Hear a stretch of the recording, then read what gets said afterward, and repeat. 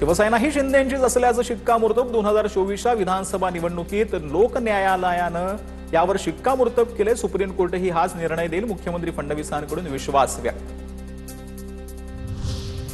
बाळासाहेबांची शिवसेना ही उद्धव ठाकरेंचीच, काल आणि आज आणि उद्या शिवसेना ही उद्धव ठाकरेंची। सुप्रिया सुळेंची प्रतिक्रिया, पवारांकडून राष्ट्रवादी चुकीच्या पद्धतीनं काढून घेतली, निवडणूक आयोगाकडून राष्ट्रवादीवरही अन्याय, सुप्रिया सुळेंचा आरोप।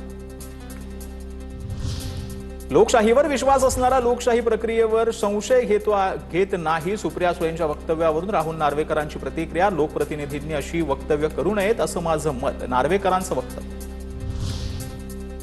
सध्याच्या निवडणूक आयोगानं भाजपचा एजंट भ्रष्टाचार करून एका गटाला पक्ष चिन्ह दिलं, संजय राऊतांचा हल्लाबोल, तर आयोगाला बदनाम करण्याचं काम सुरू, नरेश मस्केंचं प्रत्युत्तर।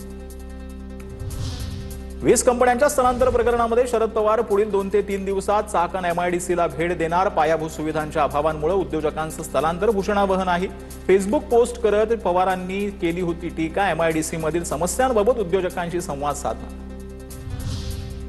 चाकणमधील बंद होणाऱ्या 76 कंपन्या या डिफंड होत्या, त्या कंपन्यांची नोंदणी झाली पण त्या सुरूच झाल्या नाहीत।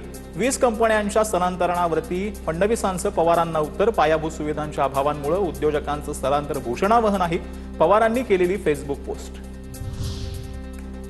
राजकीय उद्योग सोडून सामंतांनी उद्योजकांकडे लक्ष द्यावं, एमआयडीसी मध्ये मोठा भ्रष्टाचार सुरू, उद्योजकांच्या समस्येवरून रोहित पवारांची टीका। आज चाकण एमआयडीसीला भेट। उपमुख्यमंत्री सुनेत्रा पवार चाकण एमआयडीसी प्रश्नांबाबत बैठक घेणार, जिल्हाधिकारी पोलीस अधीक्षकांना सूचना, कंपन्यांच्या समस्या जाणून घेणार। उद्योग खात्यात सर्वात जास्त भ्रष्टाचार, संजय राऊतांचा आरोप, पायाभूत सुविधांमुळे कंपन्या बंद होत असतील तर त्यांची आधी जबाबदारी सीएमची, राऊतांची टीका।